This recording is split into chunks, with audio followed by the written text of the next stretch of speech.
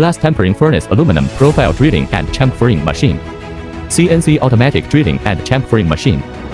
The machine is specially designed for drilling aluminum profiles of glass tempering furnace and supports the machining of mounting holes for arc and special shaped workpieces. It can meet the requirement that the frame of conveying roller table of tempering furnace, solar support, and other aluminum profile countersinking and chamfering are integrally formed. The complete machine is of vertical structure with the maximum left and right effective drilling stroke of 1,500 mm. Multi-point suspension of the rotary head repeatedly removes chips so as to remove chips during drilling, effectively improve processing efficiency and guarantee hole wall quality. The start and stop of the CNC 0 point of the drilling depth and depth can be adjusted at will so as to facilitate the drilling of workpieces with different heights. Move to the left and right automatically and drill holes with different spacing according to the required hole location. The drilling parameters can be set at will. 6 kW variable frequency spindle is suitable for BR30 to chuck, which can quickly switch the drilling and milling tools and meet the requirements of drilling and chamfering of long profile holes per minute, fast speed and high efficiency, accurate hole position and for free front and back faces.